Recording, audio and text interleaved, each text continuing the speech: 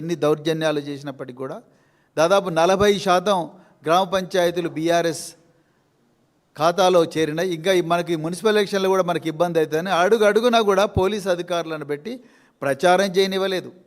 చాలా చోట్ల నామినేషన్ వేయడానికి వచ్చిన అభ్యర్థులను కూడా భయపెట్టించి వాళ్ళను నామినేషన్ వేయకుండా చేసిండ్రు. వన్ సైడ్గా కావాలని చూసిండ్రు. అదేవిధంగా ఏ పార్టీ ఎవరిని నామినేషన్ చేయాలనే దాన్ని కూడా పోలీసుల ద్వారా, అధికార యంత్రాంగం ద్వారా, స్థానిక ఎమ్మెల్యేల ద్వారా, రౌడీ షీటర్ల ద్వారా బలవంతంగా మరి ఈ ప్రక్రియలో ఇంటర్ఫియర్ అయినరు. అదేవిధంగా మరి ఎలక్షన్ల నాడైతే ఇంకా మామూలు గొడవలు కాదు. ఇంకా మీ అందరికీ కూడా దేశం అంతా కూడా చూసింది, ఈ రాష్ట్రమే కాదు దేశం అంతా కూడా చూసింది ఎలక్షన్ల అప్పుడు ఏం గొడవలైనా. ఇక ఉదాహరణకు జగ్గారెడ్డి గారు, అక్కడ ధర్మపురి అరవింద్ నిజామాబాద్లో, ఈ సంగారెడ్డిలో జగ్గారెడ్డి గారు. ఈ జగ్గారెడ్డి గారు మీ అందరికి కూడా తెలుసు. నేను డీజీపీ గారికి కూడా బీఆర్ఎస్ పార్టీ బృందం ఒకటి పోయి డీజీపీ గారికి కూడా ఒక రిక్వెషన్ సబ్మిట్ చేసింది. జగ్గారెడ్డి గారు ఓపెన్గా 34వ వార్డులో పోయి రిజ్వానా అనే ఒక మహిళ 34వ వార్డు కాంగ్రెస్ పార్టీ అభ్యర్థిగా పోటీ చేస్తుంటే వాళ్ళ కొడుకు అడ్డు అనే ఒక వ్యక్తి అక్కడ అనఫీషియల్గా ఉంటున్నాడు. ఒక అంగన్వాడీ టీచర్ను నీ సంగతి ఏందో చూస్తానని బెదిరిస్తున్నాడంటే అక్కడ ఉండే శివకుమార్ యాదవ్ ఇంకా రకరకాల హోంగార్డ్స్, మహిళా ఇన్స్పెక్టర్లు పోయి ఆ అడ్డు అనే వ్యక్తిని నువ్వు అనాథరైజ్డ్గా 100 మీటర్స్ లోపలికి వచ్చినామని పోలింగ్ స్టేషన్ నుంచి బయటికి పంపిస్తే అప్పుడు ఈ తురుంఖాన్ వచ్చాడు. ఈ జగ్గారెడ్డి వచ్చి ఆయన మామూలుగా రాలే, ఓ 5-6 మంది రౌడీ షీటర్లను పట్టుకొని వచ్చాడు. ఈ రౌడీ షీటర్లని మరి రౌడీ షీటర్లు వాళ్ళకేం పని? గోల్కొండలో ఉండాల్సిన రౌడీ షీటర్లు నార్సింగి పోలీస్ స్టేషన్లో రోజు రిపోర్ట్ చేయాల్సిన రౌడీ షీటర్లకు సంగారెడ్డిలో ఏం పని? అది కూడా TPCC working president ex MLA Jaggareddy గారు రౌడీ షీటర్లను తీసుకొని పోయాడు. ఇంకా మీరు చూడండి, రౌడీ షీటర్లను తీసుకొని 100 మీటర్స్ దాటి పోలీసులను దొబ్బుకుంటా డిఎస్పీని సత్తయ్య గౌడ్ను దొబ్బి వీళ్ళని దొబ్బి మొత్తం కూడా పోయిండు. ఇక చివరికి పోలీసు వాళ్ళు ఒక దగ్గర ఆపిండ్రు. ఇక అక్కడి నుంచి ఆయన వీరంగం. నేను ఇక్కడ మీడియా ముందర మాట్లాడలేనిది అంత లైవ్ పోతున్నది. ఆయన కూడా చెప్పాలి కొన్ని విషయాలు. మీరు అమ్మ నాయనకు పుట్టినరా? 20,000 రూపాయలకు రెక్కాడితే డొక్కాడని కుటుంబాల నుంచి వచ్చి ఎన్నో దశాబ్దాలుగా నిస్వార్థంగా సేవ చేస్తున్న హోంగార్డులను బిడ్డా మీ సంగతి చూస్తా, మీరు అమ్మాయి వాళ్ళకు పుట్టిన వాళ్ళైతే మీరు చేయండి డ్యూటీ అని చెప్పడం.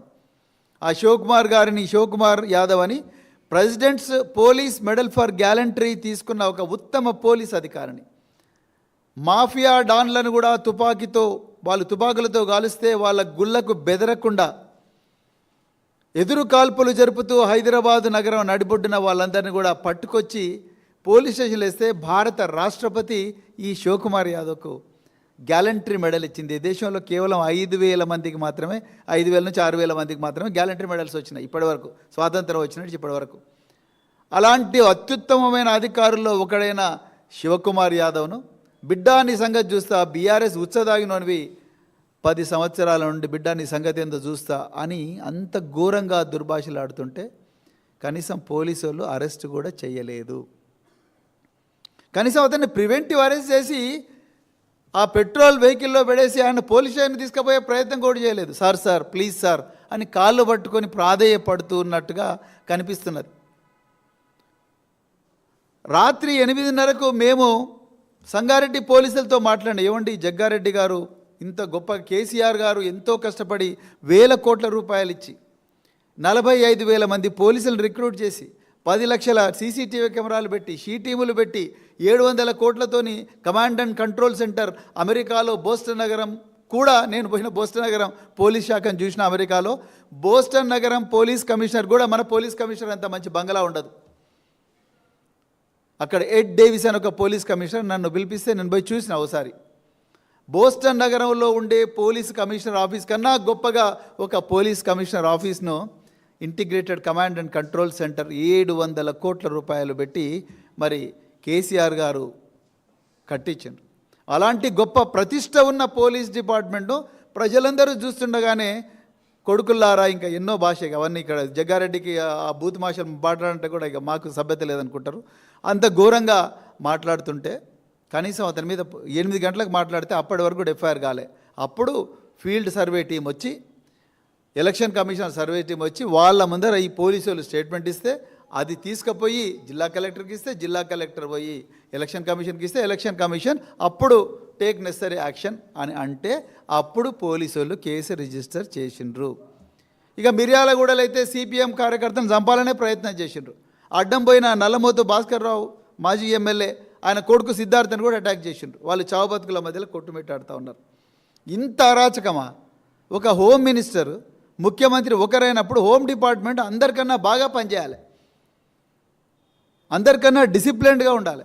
అలాంటి డిపార్ట్మెంటు ఘోరంగా పనిచేస్తుందంటే ఇక మీరు అర్థం చేసుకోండి. సరే, ఎలక్షన్లు అయిపోయినాయి, అయినా కూడా ప్రజలు బీఆర్ఎస్ వైపే నిలబడ్డారు. ఇన్ని దౌర్జన్యాలు చేసినా బీఆర్ఎస్ వైపు నిలబడ్డారు.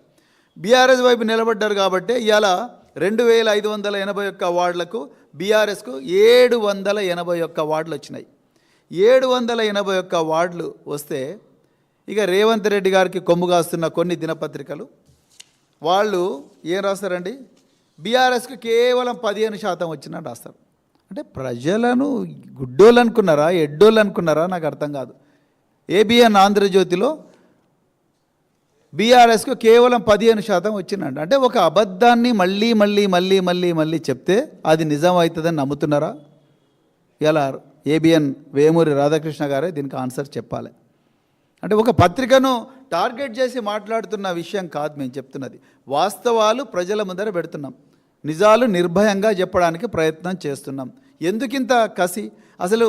మరి ఆనాడు శ్రీశ్రీ ఏం చెప్పిండు, పెట్టుబడికి కట్టుకథకు పుట్టిన విషపుత్రికలు మన పత్రికలు అన్నాడు శ్రీశ్రీ. మరి దాన్ని నిజం చేస్తున్నారా రాధాకృష్ణ గారు? మీరు ఎందుకింత విషం చిమ్ముతున్నారు? మీరు లెక్కలు కూడా సరిగా రాను ఎట్లా పెట్టుకున్నారు? మీరు ఎడిటోరియల్ బోర్డ్స్లా బ్యూరోలలో ఎట్లా పెట్టుకున్నారు? కనీసం ఆ percentage 781 divided by 2581 multiplied by 100 కొడితే పర్సంటేజ్ వస్తుంది కదా. అది కూడా చేయకుండా డైరెక్ట్గా పెట్టినరు, పెట్టి 15% వచ్చిండ్రు. తర్వాత మరుసటి రోజు ఎలక్షన్ కమిషన్ మొత్తం కూడా పర్సంటేజ్ ఇచ్చింది. మొత్తం కూడా పర్సెంటేజ్ చాలా క్లియర్గా ఎలక్షన్ కమిషన్ చెప్పింది. 32% మున్సిపాలిటీస్లో వచ్చింది, కార్పొరేషన్లో 29% వచ్చింది. టోటల్గా 29% బీఆర్ఎస్ పార్టీ తీసుకున్న చరిత్రలో ఏ అపోజిషన్ పార్టీ తీసుకున్నంత గొప్పగా 2 సంవత్సరాల్లోనే బీఆర్ఎస్ పార్టీ తీసుకున్నది. అది అందరికీ క్లియర్గా తెలుసు. మీరు నిజం చెప్పండి కదా. నిన్న ఎలక్షన్ కమిషన్ చెప్పిన తర్వాత అప్పుడు మళ్ళీ చేంజ్ చేసి పంపించిండ్రు ఆంధ్రజ్యోతి దినపత్రిక వాళ్ళు. అంటే నేను ఏం చెప్తున్నా అంటే, ముఖ్యమంత్రి గారు ఏవైతే కోరుకుంటున్నారో కొన్ని ఛానళ్ళు, కొన్ని పత్రికలు అదే విధంగా ప్రజలను తప్పుదోవ పట్టిస్తున్నాయి. అది ఇప్పటి నుంచే కాదు, మొదటి నుంచి జరుగుతుంది. ఫార్ములా ఈ కేసు ఇప్పుడు మొత్తం కూడా ప్రజలందరూ కూడా మున్సిపల్ ఎలక్షన్ల గురించి మాట్లాడుతుంటే సడన్గా ఫార్ములా ఈ కేసు గురించి మళ్ళీ లీక్లు.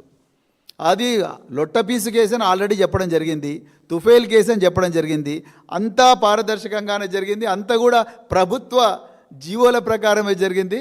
ప్రభుత్వ బ్యాంకుల ద్వారానే ప్రభుత్వ బ్యాంకుల ద్వారానే, ప్రభుత్వ అకౌంట్ల ద్వారానే మొత్తం కూడా పోయింది. ఏది కూడా ఇక్కడ నిందితులు అనబడే వ్యక్తుల అకౌంట్లకు రాలేదు. ఆయన కూడా దాని మీద మళ్ళీ లీకులు, ట్యాపింగ్ జరిగేటప్పుడు మళ్ళీ లీకులు, ఈ విధంగా లీకులు ఇచ్చుకుంటూ ప్రజలను మళ్ళీ తప్పుదోవ పట్టించే ప్రయత్నం చేసినప్పటికీ కూడా తెలంగాణ ప్రజలు బీఆర్ఎస్ పార్టీ పక్షాననే నిలబడ్డారనేది ఈరోజు మున్సిపల్ ఎలక్షన్ల సందర్భంగా చాలా క్లియర్గా తెలిసింది. ఇంకా కొన్ని యూట్యూబ్ ఛానళ్ళు అయితే బీఆర్ఎస్ పార్టీకి 0 స్థానాలు వచ్చినాయని కూడా చెప్పిండ్రు. 0 స్థానాలు.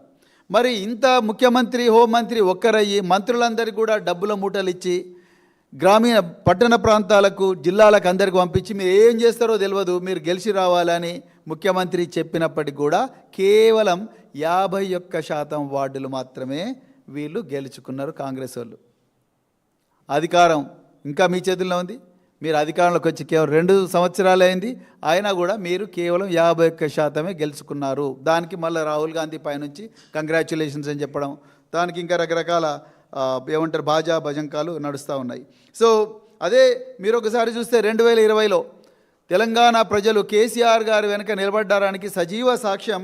ఆ రోజు బీఆర్ఎస్ పార్టీ 112 మున్సిపాలిటీని గెలుచుకున్నది, కాంగ్రెస్ కేవలం 9 మున్సిపాలిటీని గెలుచుకున్నది. ఆనాటికి ఈనాటికి ఎంత తేడా ఉందనేది మీకు చాలా క్లియర్గా అర్థమవుతున్నది. ఇంకా ఇదంతా అయిపోయిన తర్వాత హంగ్ వచ్చింది. 16 మున్సిపాలిటీస్ బీఆర్ఎస్ చేతిలో ఉన్నాయి, 36 మున్సిపాలిటీస్ హంగులో ఉన్నాయి. ఇప్పుడు అసలు డ్రామా మొదలైంది. 36 మున్సిపాలిటీస్ హంగులో ఉంటే ముఖ్యమంత్రి గారు ఏమి ఆదేశాలు ఇస్తున్నారు చూడండి. ముఖ్యమంత్రి అండ్ హోంమంత్రి ఏం ఆదేశాలు ఇస్తున్నారు? మీరు ఏమన్నా చేయండి, మీరు చేయాల్సిందంతా చేయండి, మొత్తం మీద హంగాన్ని మన వైపు రావాలంటున్నాడు. మీరు చేయాల్సిందంతా చేయండి అంటే జరుగుతున్నది ఏదో గ్రౌండ్లో ఇప్పుడు మీ అందరికీ వివరించాలి. గ్రౌండ్లో ఏం జరుగుతున్నదంటే ఎక్కడ కాంగ్రెస్ వాళ్ళు మరి మిగతా ప్రతిపక్షాల వార్డ్ మెంబర్లను అంటే కౌన్సిలర్లను కార్పొరేటర్లను తీసుకుపోతారని చెప్పి ఎవరికి వాళ్ళు క్యాంపులు పెట్టుకున్నారు. ఇబ్రహీంపట్నంలో మెజారిటీ వచ్చింది బీఆర్ఎస్కు. అందరికన్నా ఎక్కువ స్థానాలు బీఆర్ఎస్ చేతులు ఉన్నాయి. వాళ్ళు రేపు ఎలక్షన్కు పోతే వాళ్ళెంబడి ఒక ఇండిపెండెంట్ స్వచ్ఛందంగా నేను మీ వెంబడే ఉంటానని వచ్చారు. వాళ్ళందరూ క్యాంపులో ఉంటే వాళ్ళు ఎక్కడ క్యాంపులో ఉన్నారో టెలిఫోన్ ట్యాపింగ్ల ద్వారా అదేవిధంగా సర్వైలెన్స్ టూల్స్ ద్వారా కనుక్కొని అక్కడికి లోకల్ పోలీసు వాళ్ళని పంపించారు. ఇంత దౌర్జన్యం ఎందుకు సార్? పోలీసు వాళ్ళ డ్యూటీ ఏంది? ఎవరు క్యాంపులు పెట్టుకుంటుంది వాళ్ళ ఇష్టం, వాళ్ళు క్యాంపులలో ఉంటారు. వాళ్ళు ఏమైనా మర్డర్లు చేసి క్యాంపులో కూర్చున్నారా? వాళ్ళు ఏమన్నా దొంగతనాలు చేసి క్యాంపులో కూర్చున్నారా? లేకపోతే మన సుల్తాన్ బజార్లో పట్టపగలే తుపాకీతో కాల్చి డబ్బులు ఎత్తుకపోయినారా వాళ్ళు ఏమన్నా? అక్కడికి 3 యూనిఫామ్లు ఉన్న పోలీసు వాళ్ళు వచ్చి ఏం జరుగుతుంది ఇక్కడ, ఏంది ఈ క్యాంపులు ఎవరెవరు ఉన్నారు అని రావడం. ఎందుకండి ఇంత మీకు కసి ఆరాటం? నాకు ఈ దుర్మార్గం, దౌర్జన్యం. ఇంకా కొన్ని చోట్ల మఫ్టీలో ఉండే కానిస్టేబుల్లను కౌన్సిలర్ల రూపంలో కొన్ని క్యాంపులకు చొప్పించిండ్రు. అవసరమా? కొన్ని చోట్లయితే రోడ్డు మీద నుంచి ఎత్తుకొని పోయినరు. ఇంతకుముందు నేను బీఎస్పీ లీడర్లతో మాట్లాడినా. ఈ మెదక్లో, దాని తర్వాత మేడ్చల్లో ఆలియాబాద్ దగ్గర వాళ్ళిద్దరిని ఎత్తుకొని పోయినరు. అంటే ఏంది ఇది? ప్రజాస్వామ్యమా లేకపోతే ఇంకా అరాచకమా లేకపోతే రాజరికమా లేకపోతే ఏముంది ఇక్కడ? ఇదేమన్నా బనానా రిపబ్లికా? తెలంగాణ పోరాటాలు చేసి 1300 మంది అమరవీరులు మరి కేసీఆర్ గారి నాయకత్వంలో విరోచిత పోరాటం చేసి తెచ్చుకున్న తెలంగాణలో ఇంత దుర్మార్గమా? ఎక్కడ పడితే అక్కడ కార్పొరేటర్లు ఇండిపెండెంట్లు ఉన్న వేరే పార్టీలను వెంటనే గుంజుకపోయి వస్తున్నారంటే పోలీసు వాళ్ళని అడ్డం పెడుతున్నారు. ఎట్లా వీలవుతుంది ఇది? ఇది ఏమన్నా న్యాయమా?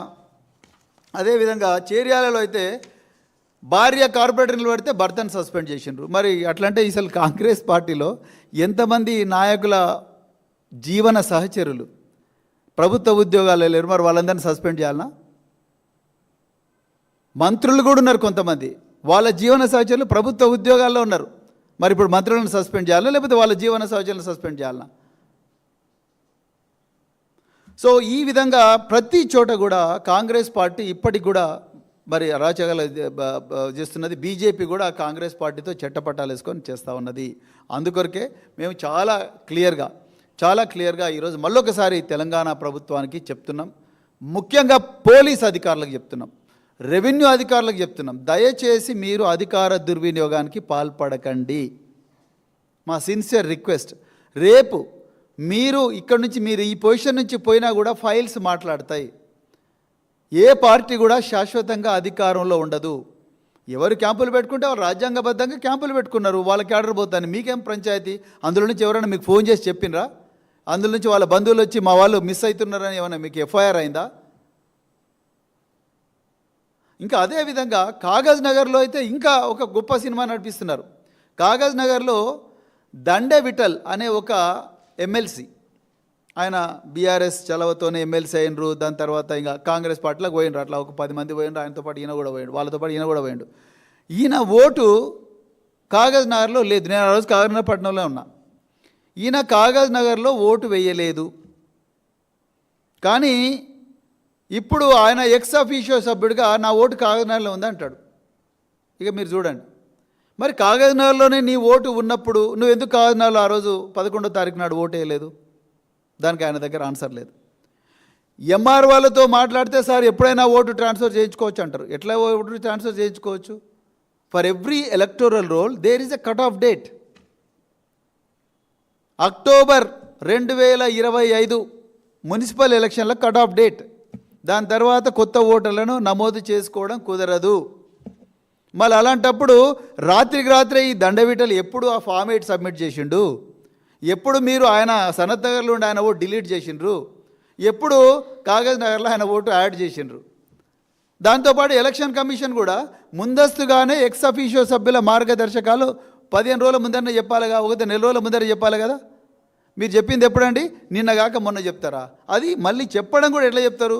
11వ తారీఖు నాడు ఒక క్లారిఫికేషన్, మళ్ళీ దాని తర్వాత 14వ తారీఖు నాడు ఇంకో క్లారిఫికేషన్, మళ్ళీ 15వ తారీఖు నాడు ఒక క్లారిఫికేషన్. ఏంది ఇదేమన్నా నర్సరీ స్కూల్ ఆ ఎలక్షన్ కమిషన్?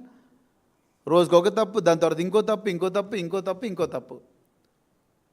సో అందరు కూడా కన్ఫ్యూజన్లో గురైనప్పుడు, అందరు నిద్రపోతున్నప్పుడు వెంట ఇంకో దండవీటల్లాగా వెనుక నుంచి దొడ్డుదారి బ్యాక్డోర్ ఎంట్రీస్ పెట్టి తీసుకొని పోతున్నారు. ఇలా అధికారులు కూడా మేము ఎక్స్ అఫీషియో సభ్యుల ఏవైతే ఆథరైజేషన్ లెటర్స్ ఉన్నాయో అవి స్వీకరించండి అంటే కూడా స్వీకరించడానికి అధికారులు ముందరికి వస్తలేరు. కొంతమంది అక్నాలజ్మెంట్ ఇవ్వరు, కొంతమంది తీసుకోరు. సార్ నేను బయట ఉన్నా అంటాడు. అంటే మరి ఎవరికి ఇవ్వాలి? మేము గోడకత్తికి ఇవ్వాలనా, లేకపోతే తలుపు కింద నుంచి వేసిపోవాలనా? ఏంది ప్రజాస్వామ్యమా లేకపోతే ఏంటి అసలు? తెలంగాణ ప్రజలు దయచేసి ఇవన్నీ కూడా గమనించాలి. వాళ్ళందరికీ నేను చేతులు జోడించి మళ్ళీ చెప్తున్నా, మీరు ఈ విరోచిత పోరాటంలో ఈ కాంగ్రెసు బీజేపీల అపవిత్ర కూటమి ఏదైతే ఉన్నదో ఈ కూటమి తెలంగాణను దోపిడీ చేస్తూ తెలంగాణ ప్రజలకు చెందాల్సిన సంపదను మరి ఢిల్లీ బాబులకు అప్పజెప్పుతూ బహిరంగంగా చేస్తుంటే ఆ ప్రక్రియను, ఆ దోపిడీని అడ్డుకోవడానికి బీఆర్ఎస్ పార్టీ చేస్తున్న వీరోచిత పోరాటంలో తెలంగాణ ప్రజలందరూ కూడా బీఆర్ఎస్ వెనుక నడుస్తూ ఉన్నారు. అదే ప్రజలను ఈ దోపిడీ, ఈ దౌర్జన్యాలను గమనించమని నేను కోరుతున్నా. పట్టపగలే ప్రజాస్వామ్యాన్ని పరిహాసం చేస్తున్న విషయాన్ని గమనించమని కోరుతా ఉన్నాం. ఇవాళ ఉంటే ఎన్నికలు, రేపు ఒకరు గెలుస్తారు, ఇంకొకరు గెలుస్తారు. అది కాదు ఇక్కడ సమస్య. ప్రజాస్వామ్యం అనే ప్రక్రియ డాక్టర్ బిఆర్ అంబేద్కర్ గారు రాజ్యాంగం ద్వారా మనకేదైతే ఇచ్చారో ఆ ప్రక్రియ అనేది ఈ రాగద్వేషాలకు అతీతంగా నడవాల్సిన ప్రక్రియ, రాజకీయ పార్టీలకు అతీతంగా జరగాల్సిన ప్రక్రియ. దాంట్లో ఇంత ఘోరంగా పట్టపగలే రాత్రికి రాత్రే ఎలక్టోరల్ రోల్లో పేర్లు యాడ్ చేసుకోవడం ఏంటి? దానికి ఎలక్షన్ కమిషన్ నోటీస్ ఇవ్వకపోవడం ఏంటి? సో ఆ విధంగా విప్పులు కూడా ఏవి కూడా విప్పు జారీ చేస్తే కూడా విప్పుని యాక్సెప్ట్ చేస్తలేరు, విప్ ఆథరైజేషన్ కూడా యాక్సెప్ట్ చేస్తలేరు. ఇంకా ఇట్లా చెప్పుకుంటూ పోతే ఎన్నో అరాచకాలు జరుగుతూ ఉన్నాయి. మేము మళ్ళీ చెప్తున్నాం, కాంగ్రెస్ నాయకులారా, మీ దోపిడీ, మీ దౌర్జన్యం, మీ అరాచకాలు చాలా క్లియర్గా ప్రజలకు అర్థమవుతున్నాయి. సో రాబోయే మళ్ళీ స్థానిక సంస్థల ఎలక్షన్లు, ఎంపీటీసీలు కానీ జెడ్పీటీసీ ఎలక్షన్లో తప్పకుండా మీకు ఇప్పటికన్నా ఇంకా భారీ స్థాయిలో తెలంగాణ ప్రజలు మూతోడ్ జవాబు ఇవ్వబోతున్నారు. మీరు ఎన్ని అక్రమ కేసులు పెట్టినా, కేటీఆర్ గారి మీద, హరీష్ రావు గారి మీద, కేసీఆర్ గారి ఇంటి ముందర అక్రమంగా ఎన్ని నోటీసులు అతికిచ్చినా, మీరు జగ్గారెడ్డి లాంటి గంజాయి బ్యాచ్ను ఎన్నిసార్లు పోలింగ్ స్టేషన్లకు పంపించినా ఇక్కడ మాత్రం తెలంగాణ ప్రజలు బీఆర్ఎస్ పార్టీ ఎంబడే ఉండబోతున్నారు. ఇది చాలా చాలా క్లియర్. బీఆర్ఎస్ కాంగ్రెసు, అదేవిధంగా ఈ బీజేపీ వాళ్ళు కూడా అంతే దౌర్జన్యాలు చేస్తున్నారు. ధర్మపురి అరవింద్ ఆయన ఏందండి, ఆయన నోరా లేకపోతే బోరాది? ఎట్లా మాట్లాడుతున్నాడు? యూజ్లెస్ ఫెలో అంటాడు. తన్నుకుండా రాపోండి కానిస్టేబుల్ అని అంటాడు. మరి వెంటనే పోలీస్ కానిస్టేబుల్ గల్లబట్టి తీసుకుపోవాలి కదా. ఎంపీ అయితే తర్వాత ఓం బిర్లాకు, తర్వాత సంజయ్ ఇవ్వచ్చు, తీసుకొని పోయి పోలీస్ స్టేషన్లో పెట్టాలి కదా ఎంపీని. అంతే తప్ప తీసుకుపోయి అట్లా తర్వాత సాయంత్రం పూట కేసు రిజిస్టర్ ఇంతవరకు అరెస్ట్ చేయలే. అసలు జగ్గారెడ్డిని, ధర్మపురి అరవింద్ని ఎందుకు మేజిస్ట్రేట్ ముందర ప్రొడ్యూస్ చేయాలి ఇంతవరకు? ఓపెన్ వీడియోలు ఉన్నాయి కదా. ఇంకా what more evidence do you need to arrest a person? Oral evidence అవసరం లేదు కదా. డిజిటల్ ఎవిడెన్స్, ప్రజలందరూ చూస్తున్న ఎవిడెన్స్ను 2 నిమిషాల్లో తీసుకొచ్చి ఆయన అరెస్ట్ చేసి పడేయాలి కదా. మరి ఐఏఎస్, ఐపీఎస్ ఆఫీసర్స్ అసోసియేషన్ ఎందుకు మౌనంగా ఉన్నాయి? ఎన్టీవీ జర్నలిస్టుల విషయంలో ఆగమేఘాల మీద హైదరాబాద్ ఇంటర్నేషనల్ ఎయిర్పోర్ట్కు పోయి గల్ల పట్టుకొని జర్నలిస్టులు వాళ్ళ కుటుంబాలతో పోతుంటే గల్ల పట్టుకొని పోయి తీసుకుపోయి జూబ్లీహిల్స్ పోలీస్ స్టేషన్లో పడేసిండ్రు కదా. ఒక సీనియర్ మోస్ట్ ఐఏఎస్ ఆఫీసర్ వచ్చి జూబ్లీహిల్స్ పోలీస్ స్టేషన్లో కంప్లైంట్ ఇచ్చిండు కదా. అదేవిధంగా IAS officer association, IPS association, సిరిసిల్లలో కేటీఆర్ గారు ఒక సందీప్ జానే కలెక్టర్ను, నువ్వు ఎక్కువ చేస్తున్నావు, అట్లా ఎక్కువ చేయొద్దు, కరెక్ట్ కాదు, అధికారం అనేది శాశ్వతం కాదు అని చెప్తేనే 2 అసోసియేషన్స్ పెట్టి ఫటాఫట్ ప్రెస్ స్టేట్మెంట్ రిలీజ్ చేసినాయి. మీరు ఇట్లా చేయకండి మేము అంటారు. మరి ఎందుకండి ఈరోజు శివకుమార్ యాదవ్, ఆ సత్తయ్య గౌడ్, ఆ పోలీసు వాళ్ళు, హోంగార్డుల మీద జగ్గారెడ్డి ఘోరంగా కొడుకులారా గాండు గీండు అని అంటుంటే ఎందుకు మీరు ఇంతవరకు ఖండనిస్తలేరు?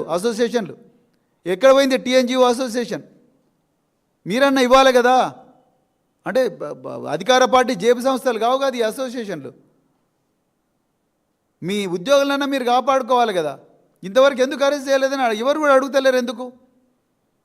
అంటే పోలీసు వాళ్ళ మూగజీ వాళ్ళు ఏం చేసినా నడుస్తుందనా?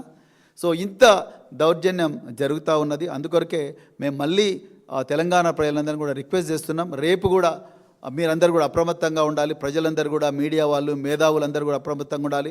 రేపు బస్సులలో వీళ్ళు రకరకాల క్యాంపుల నుంచి ఓటింగ్కి వస్తారు. అదేవిధంగా ఓటింగ్కి వచ్చే క్రమంలో కూడా మళ్ళీ పోలీసు వాళ్ళని పంపించి వెహికల్ చెకింగ్ పెట్టి రోడ్ బ్లాకులు చేసి మఫ్టీ పోలీసులను పెట్టి బస్సుల్లోకి దూరి ఒక 100 మందిని తీసుకొచ్చి వెంటనే బస్సులను లేకపోతే జీపులను అటాక్ చేసి వాళ్ళందరినీ గుంజుకొని పోయి లోపల పోయి బలవంతంగా చేతిచ్చే ప్రయత్నం కూడా చాలా క్లియర్గా చేస్తున్నారనే సమాచారం మాకు వస్తూ ఉన్నది. ఎన్నో చోట్ల ఈ కుట్రలన్నీ జరుగుతూ ఉన్నాయి. అందుకొరకు ప్రత్యేకించి హంగొచ్చిన ఏవైతే ఈ 36 మున్సిపాలిటీలో రేపు జరగబోయే ఎన్నికల ప్రక్రియ చాలా పారదర్శకంగా, చాలా నిర్భయంగా, చాలా శాంతియుత వాతావరణంలో ప్రజాస్వామ్యబద్ధంగా జరిగే విధంగా మరి డీజీపీ గారు అదేవిధంగా మిగతా అధికారులందరూ కూడా చర్యలు తీసుకోవాలని చెప్తూ మరొకసారి ఇంత ఓపికగా ఈ ఆదివారం అయినా కూడా మీరందరూ వచ్చి ఈ విలువైన సమాచారాన్ని తెలంగాణ ప్రజలకు చేర్చే ప్రయత్నం చేసినందుకు మీడియా మిత్రులందరికీ కూడా మరొకసారి హృదయపూర్వక ధన్యవాదాలు చెప్తూ జై తెలంగాణ, జై కేసీఆర్. ఖాతాలో చేరిన ఇంకా మనకి మున్సిపల్ ఎలక్షన్లో కూడా మనకి ఇబ్బంది అవుతుందని అడుగునా కూడా పోలీస్ అధికారులను పెట్టి ప్రచారం చేయనివ్వలేదు. చాలా చోట్ల నామినేషన్ వేయడానికి వచ్చిన అభ్యర్థులను కూడా భయపెట్టించి వాళ్ళను నామినేషన్ వేయకుండా చేసిండ్రు. వన్ సైడ్గా కావాలని చూసిండ్రు. అదేవిధంగా ఏ పార్టీ ఎవరిని నామినేషన్ చేయాలనే దాన్ని కూడా పోలీసుల ద్వారా, అధికార యంత్రాంగం ద్వారా, స్థానిక ఎమ్మెల్యేల ద్వారా, రౌడీ షీటర్ల ద్వారా బలవంతంగా మరి ఈ ప్రక్రియలో ఇంటర్ఫియర్ అయినరు.